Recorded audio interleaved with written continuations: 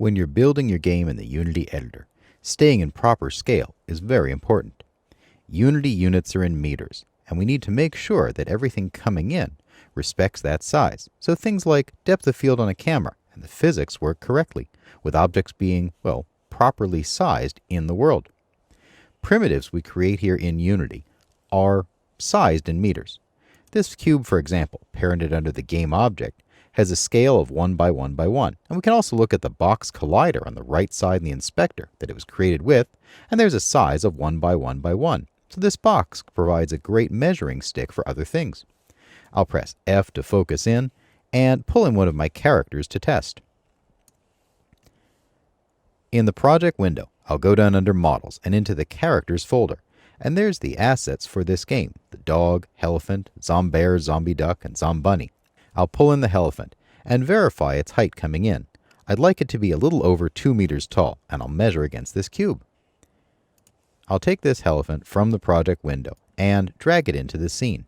This is a working scene, not the final scene we'll assemble the game, and I'm using it as kind of a scratch or working space. I'll pull up the Helephant and pull it forward to the cube. I'll go into a front view, clicking first on the viewport label to switch to isometric, and clicking on the blue Z arrow. There is my gauge. As I pull that Helephant up, we can see that it is roughly 2+ meters tall, right on target. So we verify that things are coming in the right scale, and that things that we implement should match this, that we're actually taking our world of the bedroom in Zombie Toys and making it life-size. So in reality, this bedroom is bigger than a house, quite possibly, but things will work properly. I'll test a few other characters and some of the environment props as well. It's a good idea when you're bringing things in to verify how they're coming in, how they're importing, and what scale they are in the editor. For example, here's our Zombear. Coming in, this is a scale factor of 1, meaning it comes in at the right size. We shouldn't need to scale it. I'll drag it into my scene, and there's my Zombear, smaller than the Helephant.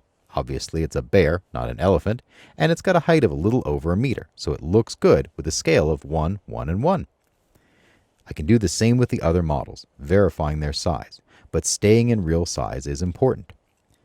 Here's another reason why real size is important. I've reselected that cube, and I'm going to put on a rigid body as an example, choosing Component, Physics, and Rigid Body.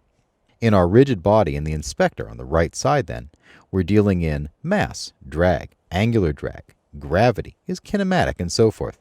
These are things that make this function physically correctly. Gravity is set to Earth gravity, negative 9.8 meters per second squared. And so if our objects are too big or too small, we might fall infinitely, or maybe be too small and be blown away by a wind we put in the scene. So we need to make sure that we're in real size and we set that mass properly and respond to gravity correctly. It'll make the little things in the animation and any other simulation work we do responding to physics function properly. It's a good idea to check and make sure things come in right. We'll look more at how models import here into the Unity editor, but checking against a known scale is an important technique. If you'd like, you can take this cube or create a new one and bring its size up. I'll put a Y scale in of 2. In the transform node then in the inspector with a Y scale of 2, I can see my cube is just about the size of the Helephant. It's a little bit taller than an average person. 2 meters, or roughly 6'7", is very, very tall for most humans. Most people tend to be in the 6-foot range. So if you're bringing in bipeds, for example, and they should be roughly average human height, they should be a little bit smaller than this 2-meter box. Alternately, you can take this box and put the Y scale down and use it as a measuring stick. Make sure, though, that you're modeling in real-world scale in whatever application you're using to make your assets. And when you're bringing in your parts, you're measuring against meters, so make sure that they measure up and are the right height and right size in your scene.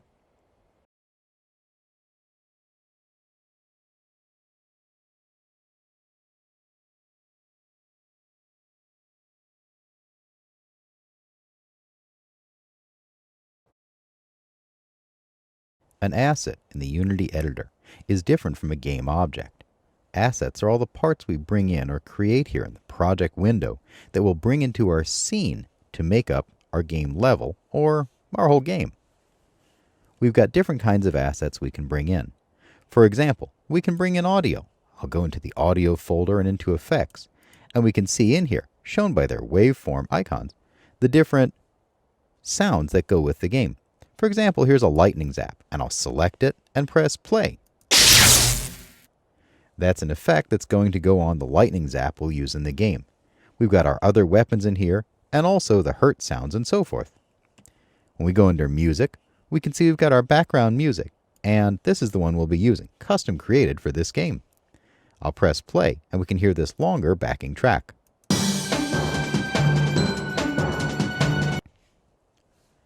Assets show up in the inspector when they're selected.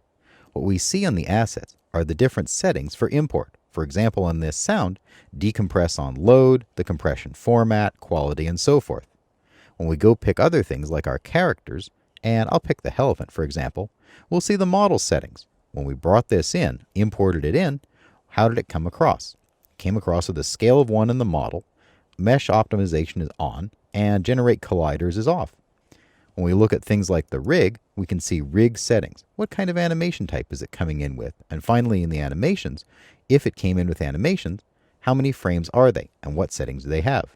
In this case, we've got 300 frames here of the elephant jumping, turning, and looking around. In this case, the animator has included with this elephant all the different animations separated by a bit of space or blank frames. So later, we can go and take this apart, making it into clips and setting up our states in the animator window.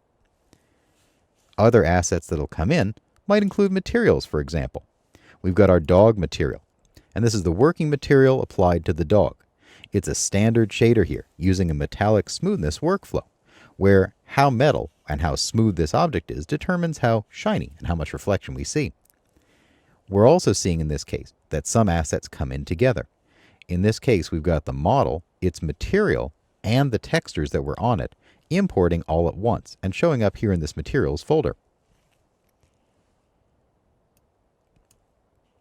If we look in our environment models, we've got similar things. We have our dollhouse, and these are FBX files.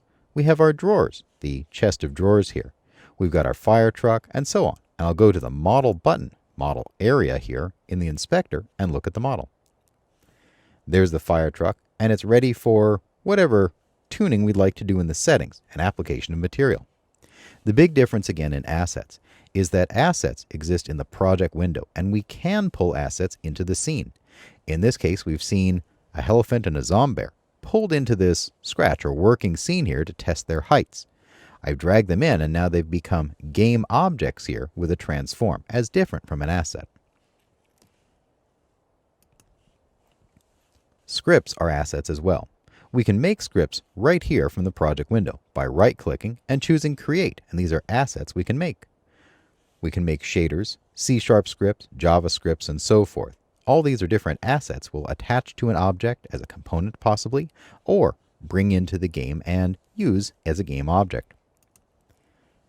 As an example, here in our ally script, we've got two C# scripts, recognizable by their icon, C#, and when we select a script here in the Assets in the Project window, we see a preview of it in the inspector. This has any public variables showing, the animator and the NavMesh agent, and we can see the start of the script in here. If we double-click on it, it'll open in MonoDevelop, the integrated development environment that comes with Unity.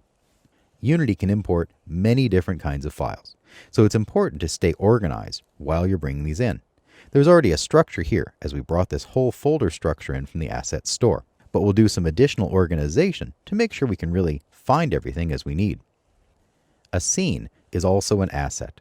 We can make a new scene here by right-clicking and choosing Create and Scene. We can call scenes up as part of our level, loading scenes as we need, maybe in a transition moment, and this will let us cut down the amount of things actually in one scene, optimizing that part of the game for gameplay. There's all kinds of assets we can bring in, and these will all show up as separate named files in the Assets folder in the Unity project we've created. What this means is that we can organize them here, and we can also drag folders or separate files into those folders in our Finder or our Windows Explorer and pull them in or download them from the Asset Store. Then we'll put them in our game, and they'll be part of that scene we save.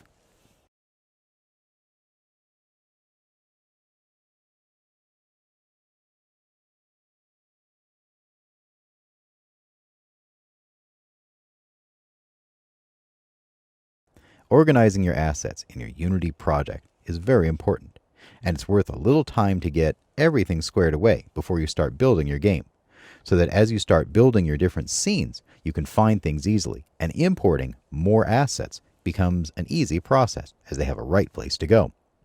What we can see here, looking at the root assets folder, is we have folders that came in from the original download. There's animation and audio, fonts, models, and so forth, and scenes and scripts. Each of these are different assets, grouped in their folders according to what type they are and maybe what they do. It's worth a little bit of organization. For example, looking in models, we've got characters and environment, and under characters, there's a materials folder and also some additional folders that came across as part of the import. We've got our player.fbm, the FBX materials, and in this folder are the textures for that player.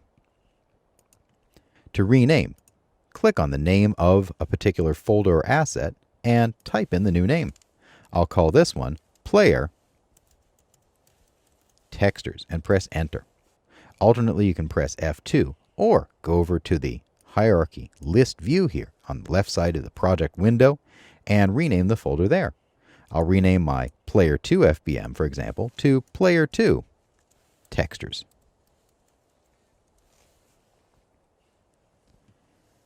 It's also important to recognize the icons of the different assets, as it's quite possible that the names may be governed by an alphanumeric naming sequence that isn't readily readable.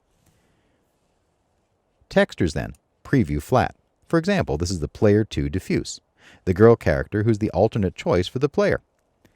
These are each named for their function. Player2 diffuse, the normal map to simulate additional detail. Here's a remote control diffuse and normal and so forth.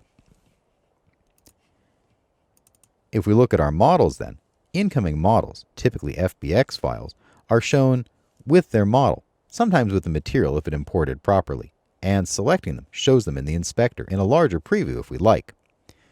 We can recognize then models because they're shown in 3D. There's other pieces we need to recognize, at least what they are, so we can quickly tell what's going on in a directory. For example, our scripts then are recognizable by the type of script they are as their icon. We have all C# scripts going on in this game, and they're recognizable by the very large C# and their name. In this case, this is the ally, the manager of the allies here that will govern how they behave and which one we're using. Selecting a script previews it on the right side in the inspector, and we can double-click on it to edit it in MonoDevelop or another integrated development environment. It's important to do your organizing here in the project window, making sure that when you move things around to rename, you do it in the Unity editor. Unity creates meta files for each of our assets, and it's important to let Unity keep track of where things are and what they're tied into, possibly. I'll take a quick look in the Finder at what this looks like. I've opened up my Finder, and you can also use the Windows Explorer if you'd like, if you're running Windows. I browsed into the MO3 Zombie Toys project, and there is my Assets folder. We can see some hidden files here, which I've shown, and I'll go into Assets. And what we can see is that with each of the folders, there's a meta file hidden. For example, I'll look in Models, and here under Characters, for every particular model, such as the Dog FBX exported from Autodesk Maya or Mudbox, there is a Dog FBX meta telling Unity where it goes and what it's linked to. I've returned to the root assets folder, and I'm going to make a new scene, right-clicking and choosing Create and Scene. I'll leave it as New Scene, and right-click on it or press Command-Delete to delete it. I'll choose Delete, and this brings up an important point in organizing your assets. If you delete an asset out of the Unity project in the project window, this message will pop up. You cannot undo this action, so be careful what you delete. If you delete it from here, it is gone. If you're using Collaborate or other source control, or you have these assets saved in another project, such as a Maya project or 3ds Max project, for example, you can copy it over. But be very careful about what you delete so you don't accidentally delete something you need for this game. So make sure you stay organized here in your assets and do your organization here in the project window. Get your naming conventions straight and put things in folders when they come in. So you've got all the audio in one place, for example, ready to put onto the characters, the music, the background, the effects, wherever it needs to go. And you can find it easily and update easily if you need by putting a file into that project folder.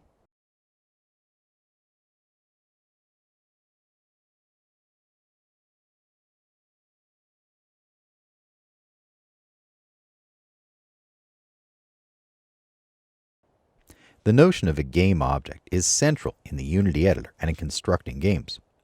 Game objects differ from assets in the project window in that a game object always has at least a transform component. I've got the Blocks 1 duplicate selected in my working scene, and I can see on the right side in the inspector that there's a transform on it, showing it's at a position of -3.25 and so on, and its scale here in my scene. It's also got other components on it, such as a mesh renderer and an animator, things that denote how this looks in a particular scene or how it behaves. And this makes it different from that asset I had brought into my project window. Game objects, then, always have a transform and can have any number of components attached to them, making them different from those raw assets. Here's an empty game object I had created as part of parenting a cube. We can see in here it's named Game Object because I haven't named it anything else, and all it has is a transform. It simply exists as a point in space facing a certain direction. Lights can be game objects as well.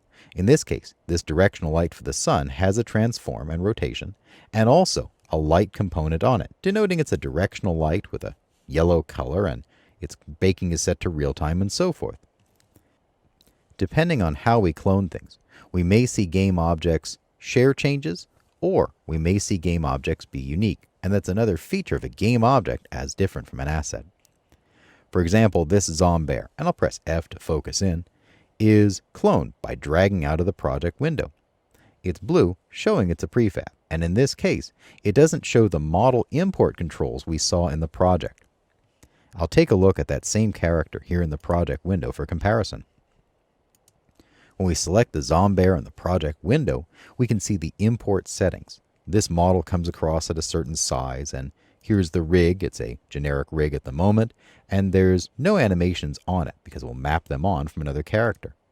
When we pick the Zombear, then, game object here in the hierarchy and looking at it in the scene, it references that mesh, but it's using, in this case, its own transform, not the original necessarily, and an animator controller that was created automatically for it, an avatar, which we can use as part of animating this, and it's ready for other components.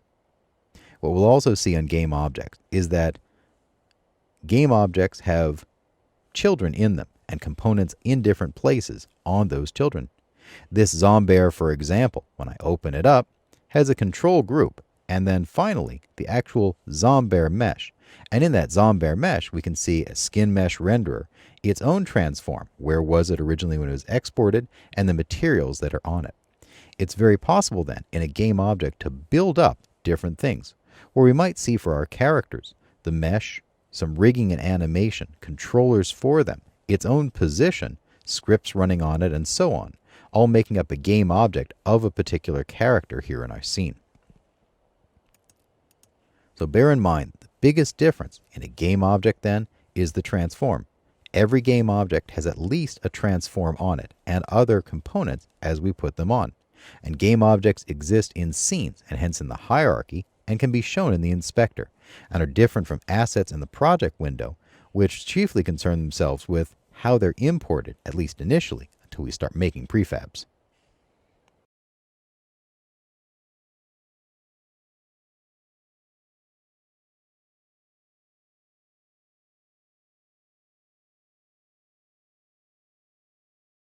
In the Unity editor, aside from bringing in assets from an external program, we can make a number of native game objects here. I'll choose Game Object, and underneath we can see Create Empty Child. There's 3D objects we can make, basic primitives, and some additional parts such as trees, terrain, and wind. We've got our 2D objects, our sprites for making either user interfaces or 2D games. There's also a full complement of lights and also reflection probes and light probes for handling what look like dynamic reflections and lighting. We can add in different things in our audio, for example, audio sources, so that in a scene a sound is playing from somewhere, and a reverb zone, where in a scene it sounds like a certain area, maybe a cave or a carpeted hallway. There's our UI components. The user interface tools we'll use to put together everything from user interfaces and menus to heads-up displays. There's also a native particle system where we can create effects in particles here in the Unity editor, bringing in textures if we'd like, and simulating everything from rolling smoke to fog to lightning. Lastly, we can create a camera. This camera then is what we'll use as part of our player and in our opening scene, constructing a camera where we can choose our 2 players in our Zombie Toys game and then putting a camera following the character. So as we move around in our third-person view, we can see what's going on in the scene, for example. To make any of these native game objects, choose Game Object and which one you'd like.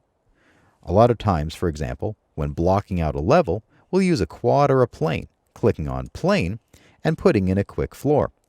This comes in with a mesh collider, so our characters won't fall through.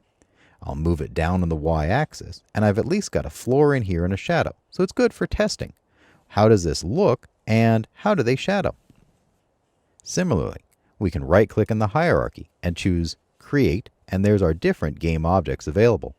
We can also choose the drop-down under Create here in the hierarchy if we'd like. There's any number of ways to make these native game objects. It's really up to you how you'd like to work.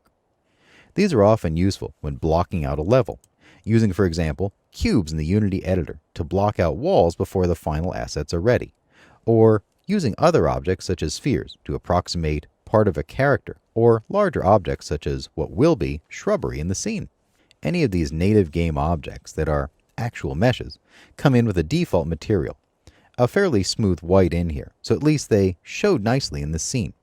When we hear people talk about a white box, meaning an all-white level, not looking at the detail in the texture, but boxing out or blocking out the major parts of our game level, for example, in a scene, it refers to material like this, that it's a smooth general white where we can look at the overall form and playtest. It responds well to light, and we can get the basic mechanics of our game or our level working. Typically, in constructing a game, we'll use assets that we make in an external program, but we'll feature a lot of these native game objects, lighting up a scene with our lights and putting in cameras, effects from particle systems, and UI elements, and knowing where to go to create them in one of 3 different ways is important, so that we can make our game objects and get on with the business of making our scene.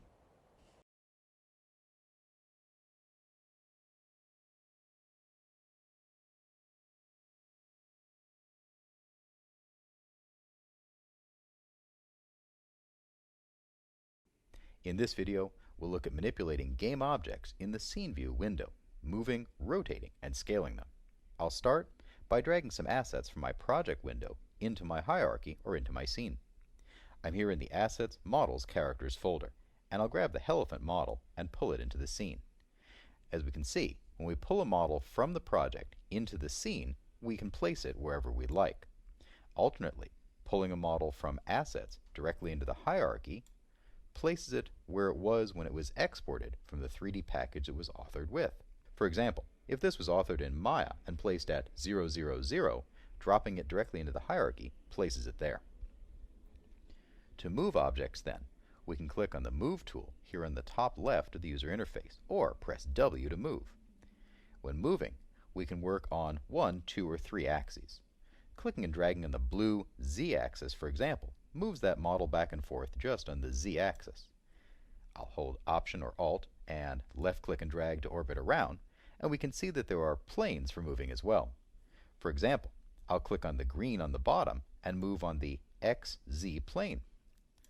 Grabbing on the red on the right side moves on the YZ, and so on. Again, this is now 2 axes of movement. Clicking and dragging in the center of the gizmo then moves in 3 dimensions. To rotate, we can press E or click on the rotation tool in the top left of the user interface. Again, like movement, rotation is governed on 1, 2, or 3 axes. Clicking and dragging on any one of the rings, such as the green Y rotation ring here, rotates it on just that Y axis around its center. Dragging in the middle of the sphere then rotates in 3 dimensions. I'll press Ctrl Z to undo, and I'm returned back to rotation of 0, 0, and 720 in this case. Pressing R for scale gives us a similar gizmo. Clicking and dragging on the blue Z handle, for example, scales this model. As a note, scaling past 0 inverts or mirrors that model, which may lead to some odd results. Clicking and dragging on the cube in the middle of the scale gizmo scales the entire model. I press W to return back to the Move tool, and now I'll look at using different pivots and different axes to move this object on. Right now, we're using the center of the object as defined by the bounding box, and we can change this over to the object's pivot by clicking on the button that says Center, placing the tool handle in a different place in the object. Right now it's placed at the center of the selection as the tooltip says. I'll click Center, and now the tool handle jumps down to the object's pivot, where the pivot was set when it was authored in whatever 3D package it was authored with. What we can see here, and I'll hold Alt or Option and spin underneath, is that the pivot of this object is on the bottom in the center, or rather in the center of the elephant's body, not on the trunk. The difference then is that when we use the center pivot, it centers based on the selection encompassing that trunk geometry. Using the pivot of the object allows us to have the pivot down where we'd like the object to rotate, so the trunk is not counted essentially as part of that, putting the pivot in the right place under the body. We're working right now on the global axes, and you can see here that my Move tool, X, Y, and Z axes, align with the world axes. I'll rotate the elephant and change around which way it thinks it's facing a bit. I'll press E to rotate and spin this on the green Y axis and maybe also on the blue Z axis. So now it's definitely tilted to the side and off from the world axes. Pressing W for Move then, right now shows me it's moving on the world grid, or the world axes. Switching over from global to local then tells me a different story. Now what we can see is that the Move tool is aligned with the elephant's local axes. Clicking and dragging on the blue Z axis, for example, moves it forward and backward on its local Z, not aligned to the world. The same options work for rotation and scale as well. I'll press E to rotate, and we can see here that the rotation tool is set to the local axes and around the pivot of the object. Pressing R for scale shows us the same. So we need to make sure when we're working that we're conscious of which axis we're using and which pivot we're rotating, moving, or scaling about. At any point, we can always go and reset this. We can go here to the inspector and zero out the rotation. As a shortcut, I'll press 0, hit Tab to go to the next field, 0, and Tab again. And now we're reset back to the world. I'll zero out the position the same way. Selecting, for example, the Z and pressing 0, and then Shift Tab takes me back a field, pressing 0 and Shift Tab again. It's a great way to jump through fields and rapidly enter in values, making sure that they're actually entered in and put onto the object. We can also reset this by clicking on the cog icon. Again, clicking on it and choosing Reset. And now I'm reset to 0, 0, 0 with no rotation and a scale of 1, 1, and 1. If we're manipulating multiple objects then, for example, picking both elephants, picking one and holding Shift and grabbing the other one, and we switch over to the center, that Move tool will be in the center of that selection. Switching over from local to global at the moment doesn't show us much difference. Rotating then around that center rotates them around their selection center, so keep that in mind when you're working. Rotating around the pivot then, even with both selected, spins them on their individual pivots. And again, even if we have multiple objects selected, switching between local and global will yield a different rotation depending on which way the object was oriented and which way it's been rotated to, for example. We have a lot of choices then for manipulating objects in the scene view. W for Move, E for Rotate, R for Scale, or we can use the tools up in the top left of the UI. We can also change between the pivot and the selection center and switch which axis we're using, local or global. In addition to moving, rotating, and scaling objects, we have snapping available in the Unity editor. I'll add in an extra game object and snap one of the elephants down to it, choosing Game Object, 3D Object, and Plane. I've made a plane, and then I'll select one of my elephants, and I've set the pivot to the pivot of the object. In this case, I'll also set over to the local axes. I'll press and hold V on my keyboard, and now I can see my Move tool changes from regular, showing the different planes and axes, to a square right in the middle, denoting that I'm snapping. Now when I click and drag, we can see this snapping to any of the vertices, because it's a point snap, of that plane. Now that elephant is snapped on its pivot down to the corner of this plane. For rotation then, and I'll switch back over to the global axis for rotation, when we start to rotate, we are rotating freely. Holding Command or Control on Windows rotates and snaps every 15 degrees. We can also snap while we scale. For example, I'll take my plane, zooming out a bit by scrolling back on the mouse wheel and panning over.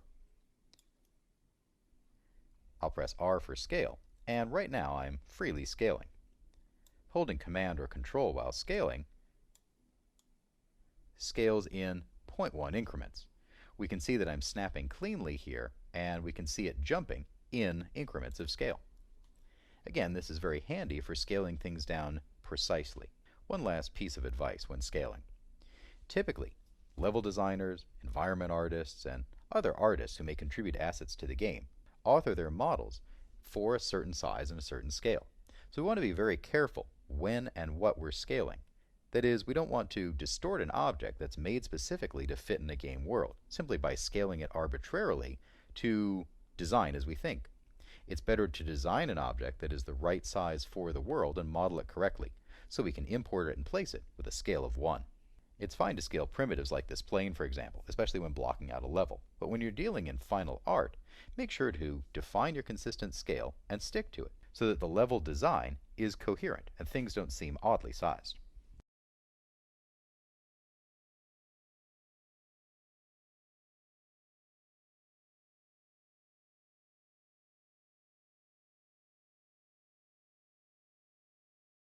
In Unity, objects are composed of a series of components that do different things.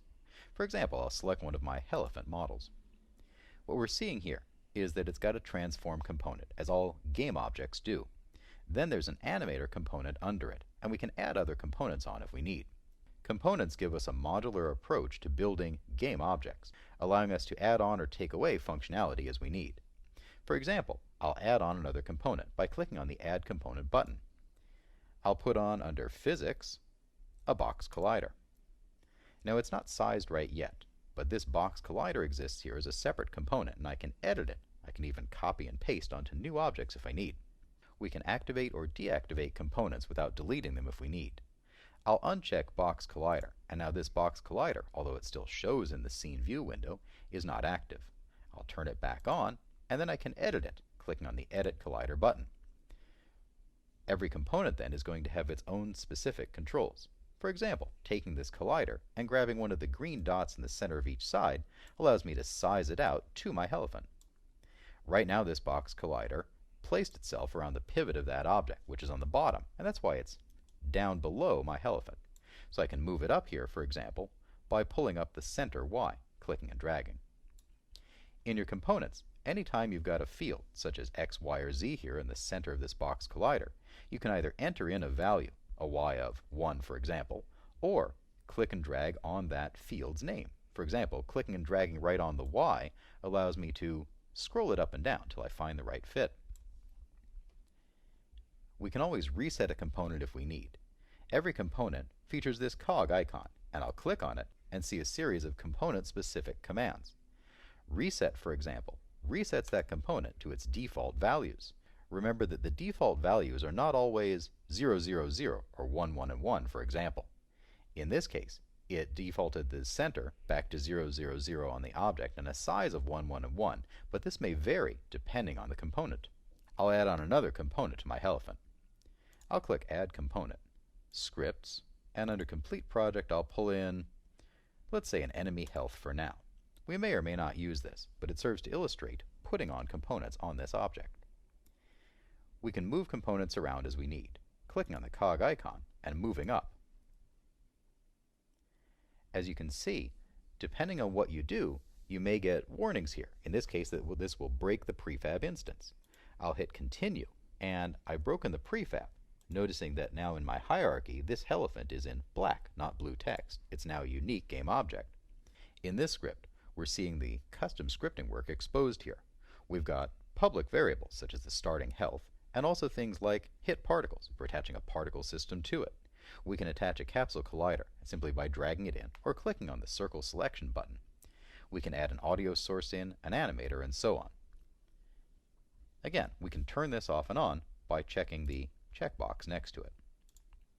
Clicking on the cog icon gives us again different commands. In this case, because it's a script, we can choose Edit Script, and this will open up MonoDevelop, and we can edit our C# script here. If you're finding that your inspector is perhaps getting very long and you end up scrolling a lot, you can always roll up components by clicking on the triangle. And this way, we'll just see the title of that component, always accessible if needed, but taking up less space in the user interface. It's very common then, in a workflow of building prefabs, to put on varying components on each object, really customizing what we see on it and what it does. This model then might end up with the transform, an animator, linking into different state machines defining the animations. It'll have different scripts that determine behaviors and health, for example. It might have several colliders, perhaps a box collider for the body and a small sphere for the trunk. We might also see a NavMesh agent, an agent which will let it move around the scene autonomously, avoiding obstacles and other characters. We'll put all of these different components on, arranging them as we need so that different ones are accessed first, and then finally, we'll take this elephant and drag it down as a prefab by pulling it from the hierarchy into the project. Remember also, we can lock our inspector to a certain object, and this will let us access components as we need, even though we may select other pieces. And this is very helpful when tuning the gameplay. For example, I'll click on the lock icon of my inspector, and now even if I deselect my elephant, I still see its components. What I might do is use this to test, for example, the health, making sure that in that health script, I see different things working properly, and raising and lowering the starting health. We'll see this a lot, where we want to access a component on an object, even though we're playing the game, and testing out different values to really fine-tune our gameplay. I'll unlock it, and I'm ready to put on other components, select other objects, and keep making my game.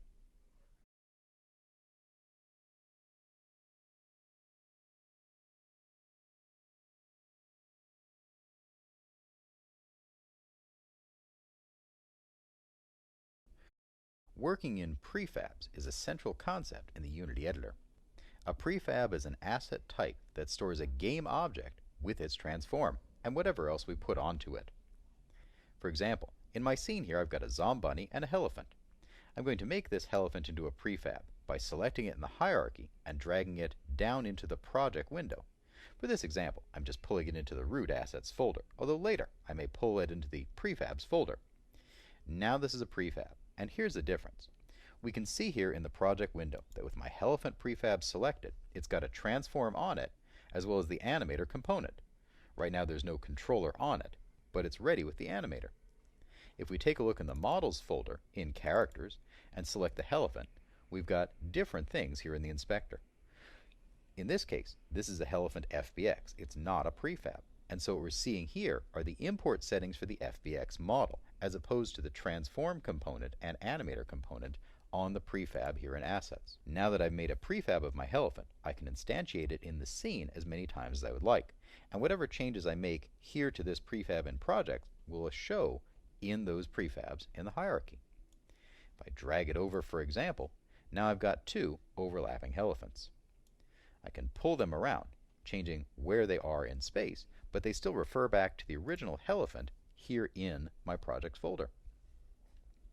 If I add on another component, for example, such as going under Physics and Box Collider, I've got a Box Collider on that prefab, and then the same Box Collider shows up on the prefab in the hierarchy.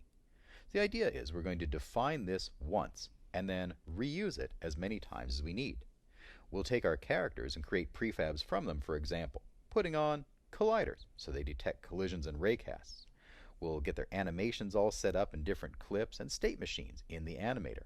We'll make sure their materials look good, and then we'll create prefabs from them, and then instantiate them, spawning from different points throughout our game level, reusing that same one definition of the Zombunny, for example, over and over.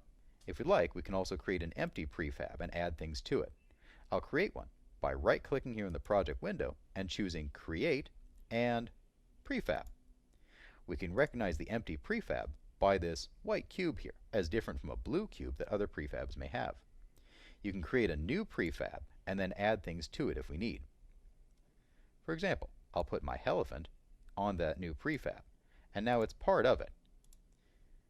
There's the new prefab, name new prefab, and the Helephant is what's shown in there, ready for instantiating again in the scene.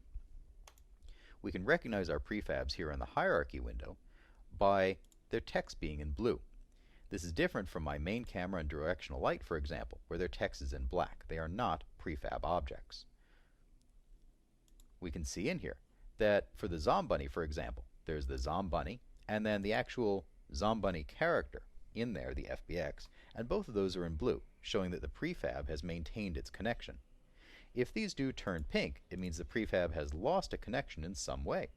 We need to go and reconnect it, but that's a little more than we want to get into. What we need is the idea of the prefab, that we're going to define something once and then reuse it over and over in our game level, putting on behaviors, scripts, animations, and so on, and getting that one object looking as good as we want and functioning correctly before we instantiate it in our scene.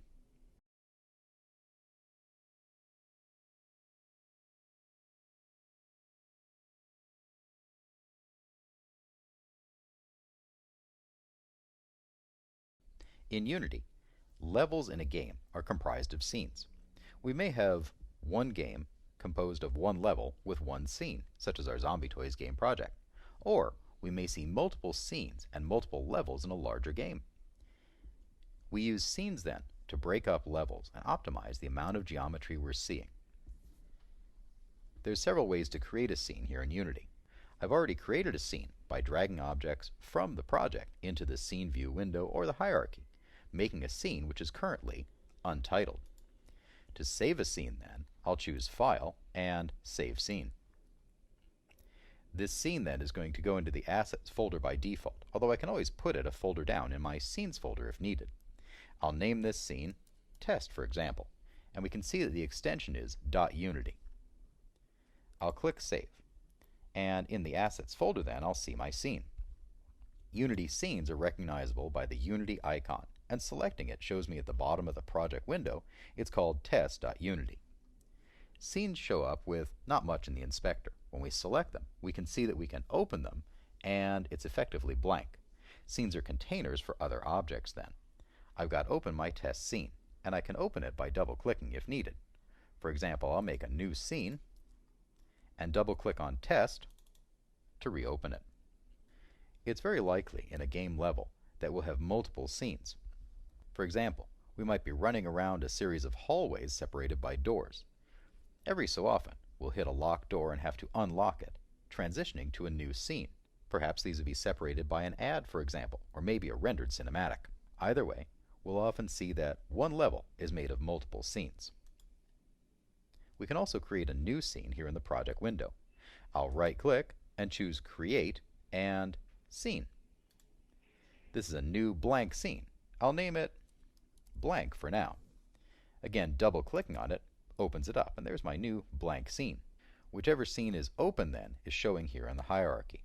I've got my blank scene open at the moment, and there's the main camera and directional light that are created with this scene. I've reopened my test scene. Saving a scene then saves the current placement of objects in the scene and in the hierarchy. The hierarchy then shows us the objects in our scene, including clones. This is different from the project, which contains all the assets again for the game project. Those assets will be featured in one or more scenes. Make sure that when you're closing Unity, you save your scenes and save your project to ensure that all of your changes are saved.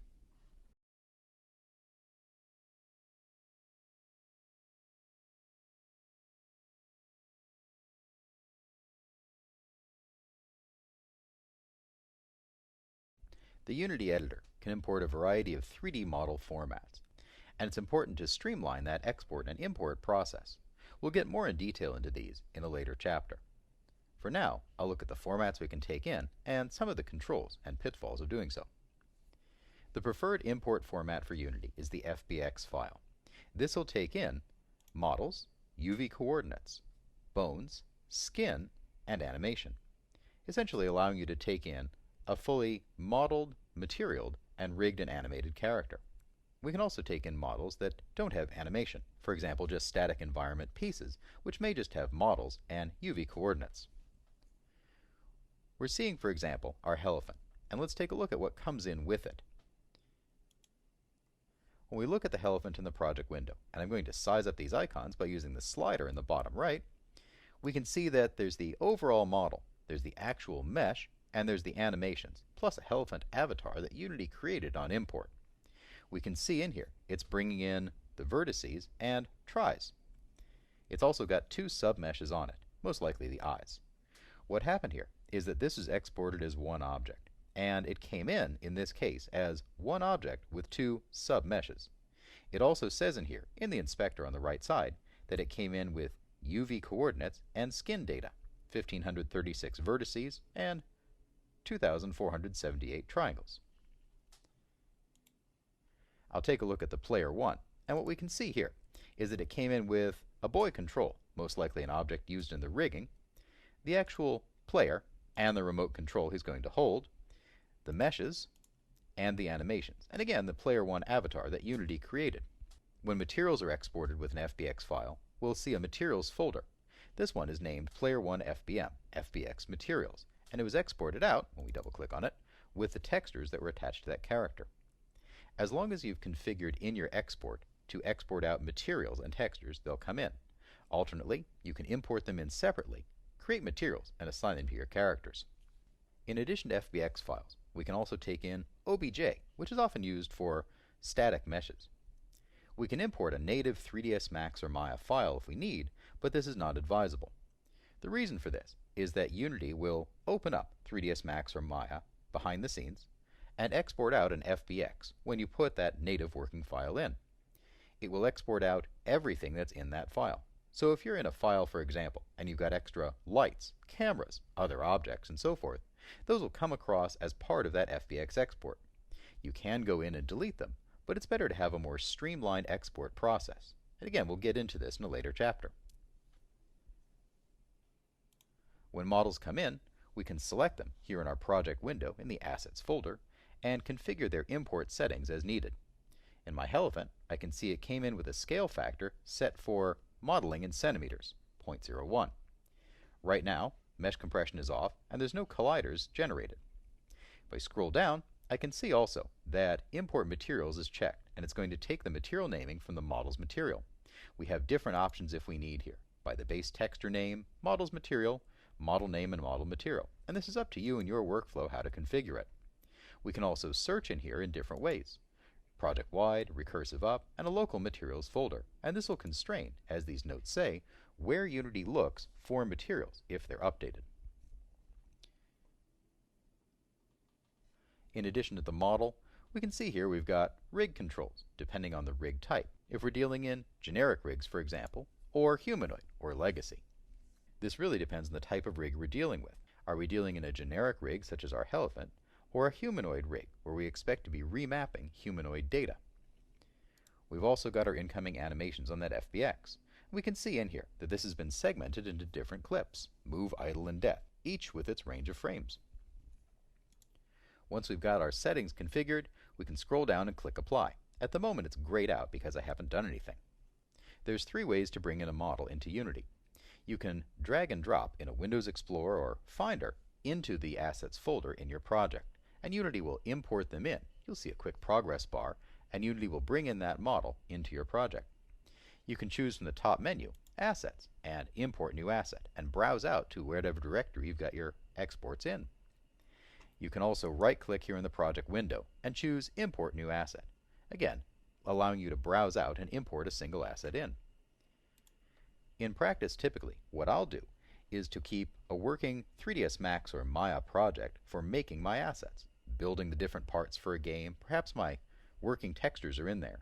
And when I'm ready, I'll export out into a separate directory my FBX files and final flattened textures. Then I'll import those into Unity very selectively. This keeps my Unity project from getting too bulky. It also lets me control exactly what Unity is bringing in. Remember, Unity is very flexible in what it can import, so it's a good idea to have control over the different objects you're bringing across, so you get only the pieces you want, such as our elephant and Zombunny here.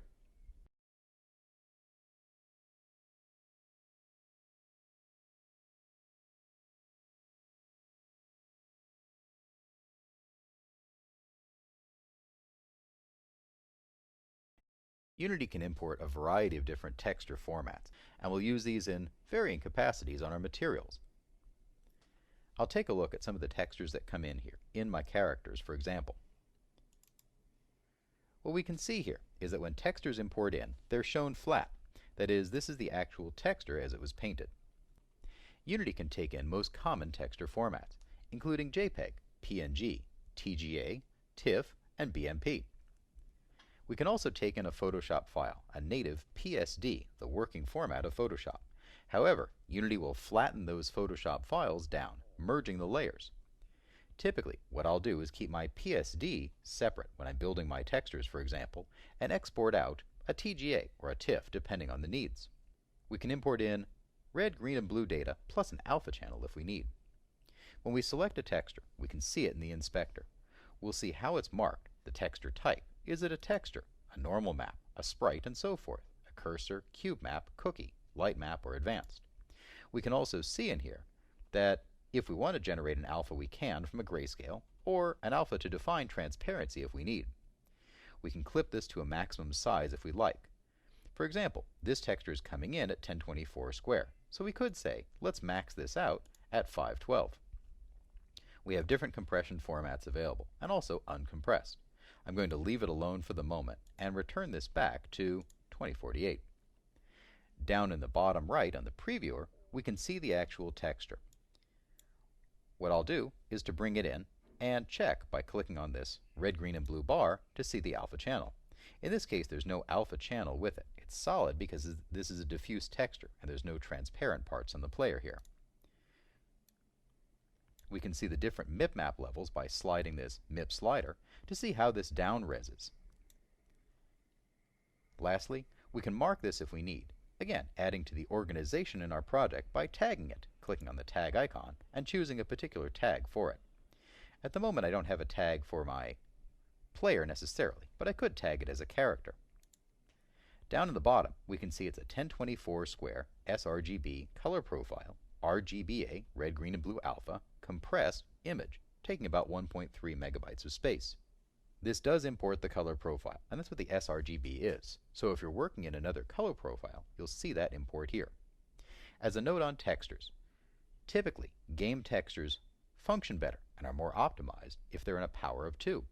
For example, 64 square, 128 square, 256 square, 512 square, 1024 square, and 2048 square. We can import non-square textures if we need. However, for better compression and better use of memory, working in a square texture that's a power of 2 will yield better results.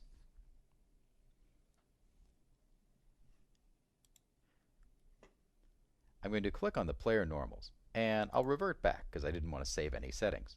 What we can see in here with our normals is that right now it's marked as a texture. However, we do need to change this.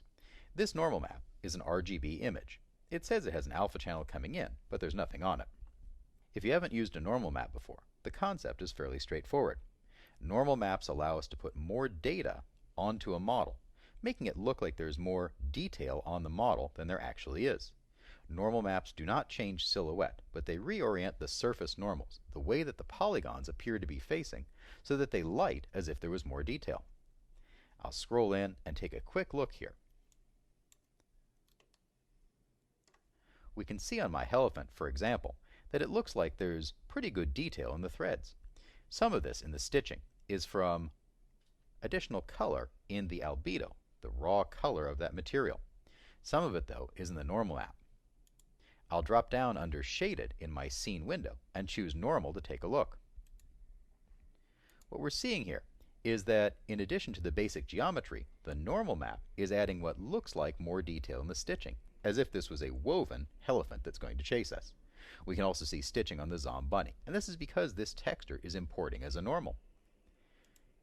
In our player normal then, we need to make sure that this is marked as a normal map, and we don't want to take the normal from the grayscale. What this lets us do, if we leave it checked, is to say, bring in a grayscale image, where we may be dealing in mostly gray, black, white, etc., and ranges between, and create a normal map from it. As this normal map was already created externally in a program such as Quixel or Substance Painter, I'm going to uncheck that and make sure it's marked as a normal map. We can deal in different modes in terms of wrapping. Does it repeat or does it clamp and only repeat once? And different filtering if we'd like. The filtering modes are a little beyond what we're getting into in this course. Most of the time, the default filter looks pretty good for what we're doing. I'm going to leave this alone and click Apply. And now this is marked as a normal map in here for use on our player to add more detail on that player character. I'll change my scene view back over to shaded. What we'll see with our textures, as with our models, is that the name and the extension is shown here in the project window. I've got player normals selected, and down here on the bottom it says it's marked as playernormals.png. Again, we can preview it by selecting it, and we'll see it over here in the preview window in the inspector, and we can change its texture type if we need. Now that we've got a good overview of how textures import, we can take a look at how files come in with animation.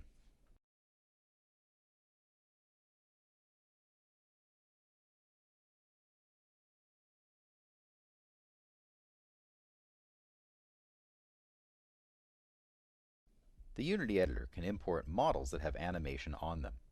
We can animate things natively here in Unity, but typically we'll see models animated in an external program, such as 3ds Max or Maya, for example. When we bring in a file with animation, such as the Helephant, we can select it and go to the Animations section on the inspector on the Model Import Settings. When we bring in an animation, typically what we'll see is that this animation is not segmented. We're seeing that these have been segmented out into clips, idle, move, and death. What we'll see then with an animation is that it comes in with frames in whatever range they were set up in that external program. This particular model came in with 240 frames of animation, with some space between the different cycles we're going to use. When you bring in a model that's animated, you can click on the play button to preview it. And there's our Helephant jumping,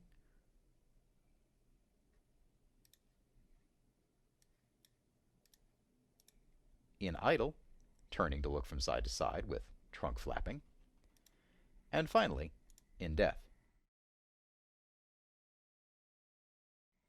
We'll take a more in-depth look at the process of exporting with animation and importing it into Unity in a later chapter. However, we just need to be aware that we can bring in a model with animation and that we're going to segment it to become parts of a state machine later in the animator window. Remember that Unity will bring in whatever you export out of your other program. So whatever you set up in 3ds Max or Maya, for example, will come across. If you do see some minor FBX warnings here, such as unsupported tangent type or a warning about an infinity, you can typically ignore them.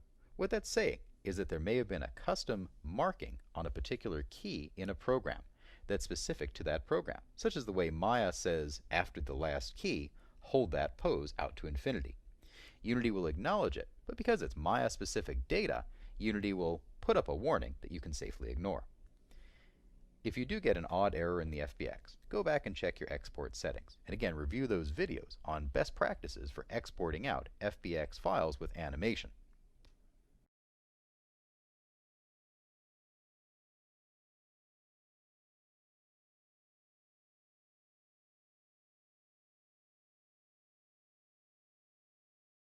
The Unity editor has a versatile set of tools for making 2D games, in addition to making 3D games like our Zombie Toys game project. What we'll see for 2D games is that rather than dealing in imported models, we'll deal in imported imagery, which we've marked as sprites.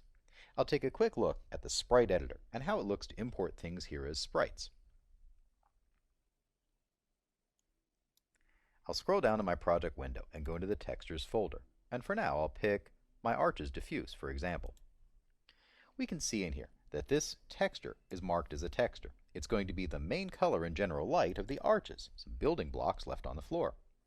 If we change this over from texture to be marked as a sprite for 2D and UI as it says, we get some different controls. What this does is mark it as a sprite which will layer together in a 2D game, or for UI elements, for example. Once we've marked an object as a sprite, we have some choices to make. Is one image like this a single sprite, or are we going to slice it in different ways and use parts of one image to construct parts of our game? When I choose the sprite mode as single, it'll come in as one image we're going to use all together. Setting it to multiple, for example, allows me to bring it into the sprite editor and slice it up. I'll take a quick look at that. Going into the sprite editor then and applying those settings shows me that image. Here in my sprite editor then, the first thing I want to do is to slice it. So I'll drop down right under the sprite editor tab and choose under slice. In our slicing options, we can choose an automatic slicing. We can also choose a grid or grid by cell count. What the automatic will look for is actually the alpha channel in that. So you can make a large sprite sheet with alpha channels around different parts, for example, around characters or props, and have Unity slice it up. I'll choose automatic and click slice. Because there's no alpha to this, it regards everything as one big sprite. Changing it over to grid by cell size and setting out a cell size in pixels, for example, gives me a different result. Now I've gridded this out and sliced it up. And what I've actually got here are unique sprites, every square at 64 square being a new one. In this case, Arches Diffuse 42. Every sprite then can have a border and a center. What this shows me then on this sprite is its position on this overall sprite, 640 and 832, its width and height, and then the border, left, right, top, and bottom.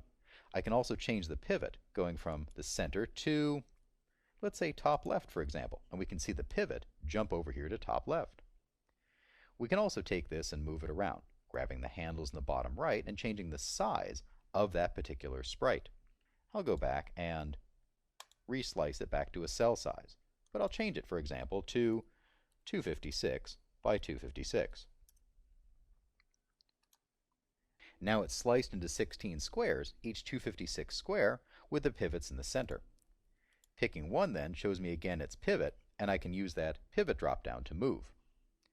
I can also take that pivot and pull it around, creating a custom pivot wherever I'd like. In this case, if I want to put it, let's say, lower left, all I need to do is drag it. This really depends on what you're bringing in, and because we're making a 3D game for our Zombie Toys game project, we're not dealing in sprites, but it's important to be aware of these features. Once we've got our sprite sliced up as we need it, with the pivots put in the right place, we can click Apply, and now this is marked as a sprite and ready to bring in 2D in our game. Once we've marked an image as a sprite and sliced it, we'll see if there are multiple sprites in the image that it now has a drop-down arrow next to it. I'll open that up and we can see my different sprites in here as parts of this one object. For example, here's Arches Diffuse 2, and it shows me the size and what it looks like in the inspector. When I take this and drag it into my scene, right now it comes in 3D. I'll right-click on it and delete it, and switch over to 2D here. And when I drag this in, for example, there, it's now facing the camera in 2D, ready to be part of a 2D game or part of a user interface mapped to world space or camera space, for example. Again, this Zombie Toys game project is really a 3D project, but it's important to be aware of the sprite editor and the very powerful sprite features in here. Once we get into making a 2D game, we'll see that we have all manner of 2D specific pieces. We can make 2D specific sprites in our game objects, and also under components, we can use 2D physics. We have a whole different physics system for 2D objects than 3D, and all the physics objects for 2D have a 2D after them. We'll see similar colliders, again for judging collision and raycast between objects, such as box, circle, and polygon that we can attach to these, essentially translating that language of 3D into 2D entirely. To summarize, when we bring in an image, we need to mark it as a sprite and then use our sprite editor to place the pivot as needed. We can also choose in here the different compression, and again, if we need to override for different defaults in our publishing platforms, we can. I'm going to leave this alone and change it back over from texture type sprite to texture and apply.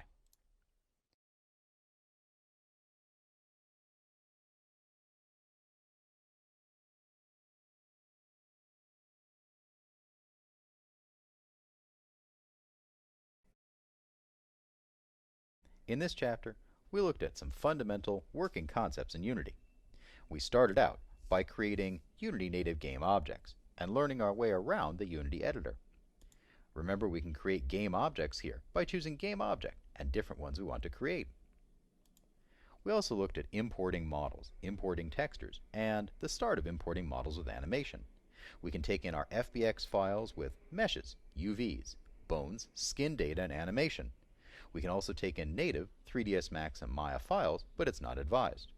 For our textures, we can import almost any format out there: JPEG, PNG, TGA, TIFF, and PSD files, although those will merge down to a single layer.